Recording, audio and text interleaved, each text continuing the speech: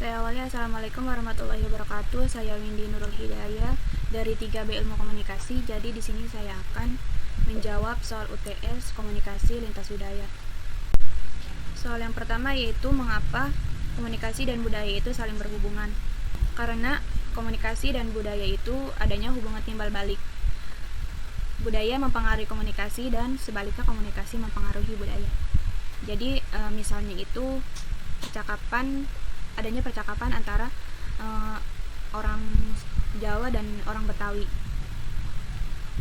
Jadi di antara percakapan itu kedua daerah tersebut pasti mengetahui bahasa daerahnya masing-masing. Jadi dua daerah itu lebih memahami bagaimana bahasa Betawi dan bagaimana bahasa Sunda. Soal yang kedua yaitu tentang individualisme dan kolektivisme.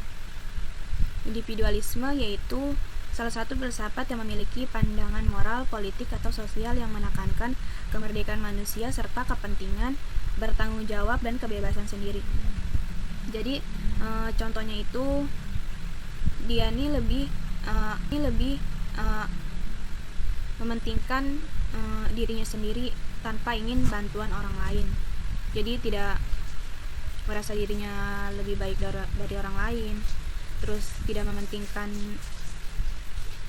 lingkungan sekitar, terus juga kurangnya interaksi dengan orang sekitarnya, juga menginginkan pendapatnya itu atau sarannya harus selalu didengar. Kalau kolektivisme itu adalah pendirian moral, filsafat politik, ideologi, atau pandangan sosial yang menjunjung kelompoknya dan kepentingannya.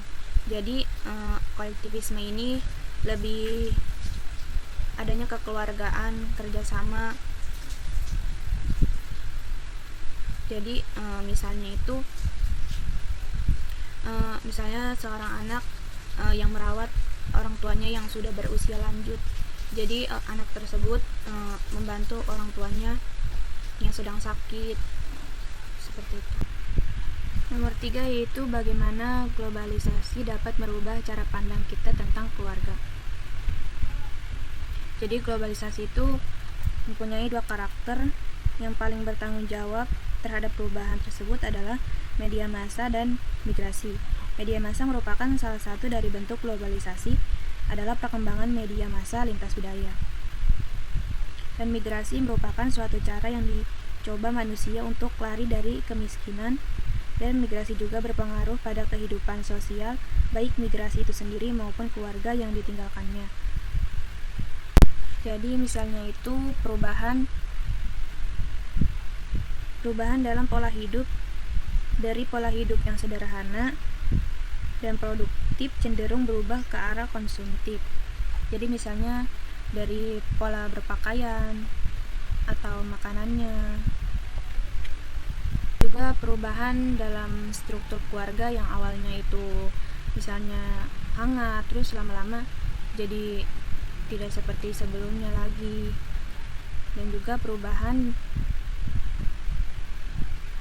nilai yang awalnya memegang teguh nilai-nilai agama sedikit demi sedikit cenderung berubah ke arah sekuler dan serba membolehkan. Terus perubahan dalam gaya hidup dan pemikiran banyak memberi masukan bagi manusia untuk melakukan tawar-menawar dalam perkawinan. Jadi lebih mementingkan kesenangan sendiri itu. Lalu ambisi karir dan materi juga punya andil besar dalam mengganggu hubungan interpersonal. Maksudnya itu dalam hubungan kekeluargaan, misalnya istri yang bekerja di luar rumah, jadi suami ini menjadi iri atau cemburu, misalnya dari penghasilan istri itu lebih besar, jadi suami ini jadi merasa direndahkan. Nomor 4 ini tentang ajaran Konfusius. Ajaran Konfusius itu ajaran manusia pada dasarnya baik hanya perlu belajar keharmonisan sosial, yaitu berfokus pada masyarakat. Jadi untuk menyelamatkan dunia melalui pelajaran moral etika terhadap manusianya, mereka diarahkan agar berusaha menyempurnakan serta meyakini hati dan pikirannya menuju keseimbangan yang harmonis atau jongyang. Tidak boleh berat sebelah.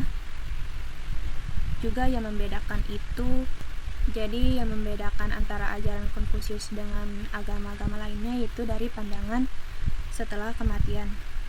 Jadi perbedaannya itu, kalau agama lain mempercayai adanya kehidupan setelah kematian. Kalau ajaran Konfusius ini malah sebaliknya, tidak tertarik pada kehidupan setelah kematian. Nomor 5 ini, bagaimana cara mengatasi ketidakpastian dalam suatu interaksi individu yang berbeda budaya. Jadi caranya itu misalnya berani untuk bicara. Jadi dengan kita berani untuk bicara itu, kita jadi lebih terbuka antara satu dengan yang lainnya, sehingga perbedaan budaya ini teratasi. Dan juga menggunakan bahasa isyarat, karena perbedaan bahasa satu sama lain ini jadi suatu kesulitan tersendiri. Jadi dengan menggunakan bahasa isyarat ini, kita jadi lebih memahami. Terus memperhatikan ekspresi lawan. Jadi dengan ekspresi ini kita jadi lebih mengetahui komunikasi.